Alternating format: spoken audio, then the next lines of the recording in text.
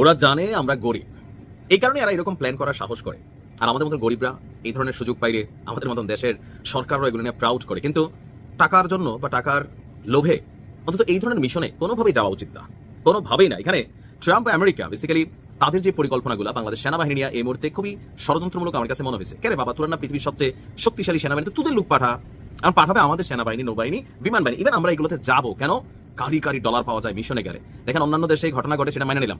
এরা নিজেরা সারা পৃথিবীতে ভেজাল লাগাইয়া পরে যে গরিব রাষ্ট্রগুলো থেকে মিশনের নাম দিয়ে অনেক সেনা অফিসারদেরকে নিয়ে যায়, আর আমাদের তারাও যায়। একদিকে ভালো, কিন্তু আরেকদিকে পুতিনের মুখের সামনে পড়া, এটা ভাই ভিন্ন হিসাব।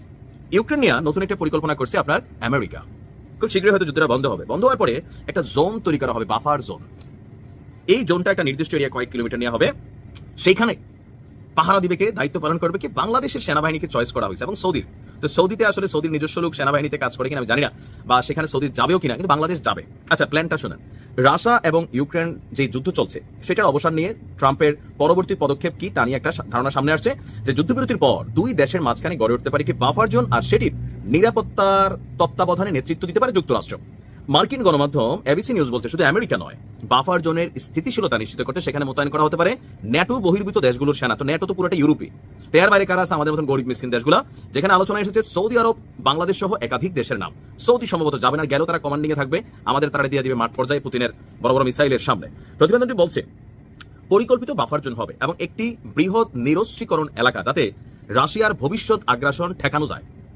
সৌদি কিংবা বাংলাদেশের সেনাদের অংশগ্রহণ সেই নিরাপত্তা জোরদার করবে বলেই মনে করছে যুক্তরাষ্ট্রের নীতি নির্ধারকরা। বাংলাদেশ সেনাবাহিনীর সুনাম আছে দেশের ভিতরে, আমাদেরকে এখন ইতিহাসের সর্বনিম্ন পর্যায়ে বাংলাদেশ সেনাবাহিনীর মান মর্যাদা প্রতিনিয়ত ভুলণ্ঠিত হচ্ছে অনেকের কাছেই। সেনাবাহিনী ধৈর্যের পরিচয় দিচ্ছে, কিন্তু দেশের বাহিরে সেনাবাহিনী মিশনগুলোতে যখন যাচ্ছে, জাতিসংঘ বা বিভিন্ন জায়গায় পজিটিভ বার্তা রাখছে। আমাদের অনেক ভাইরা কুয়েতেও অনেক দায়িত্ব পালন করছেন, আমারও পরিচিত আছে, যে মিশনের পরেও ওই দেশের সরকার তাদেরকে সেখানে রাখা দেয়। তো এগুলো দেখা বা সামহাও মনে করছে যে বাংলাদেশ গরিব রাষ্ট্র, সেনাবাহিনী মোটামুটি আছে ভালোই, সাহসিকতাও আছে, তো পাঠাইতো রাশিয়ার আগ্রাসন ঠেকাইতে, ইউক্রেনকে নিরাপত্তা দিতে।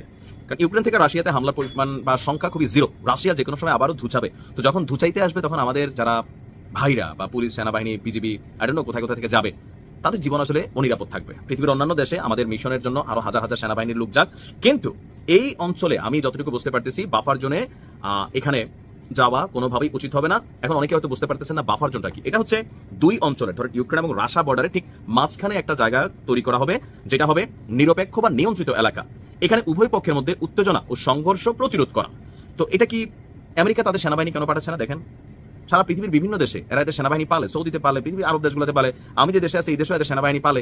তো এরা নিজস্ব বেতন দিয়া কেন ওইখানে নিয়ে নিজস্ব লোক বসাইতেছে না? কারণ এরা জানে পুতিন ঝুঁকবে না, মাঝে মাঝে মারবে সালা, এখানে লাশ পড়বে বাফার জোনে। আর বাফার জোনে কাদের লাশ পড়বে? বাঙালির। আমার মনে হয় সরকারের উচিত হবে অন্তত এই ইস্যুতে কনসার্ন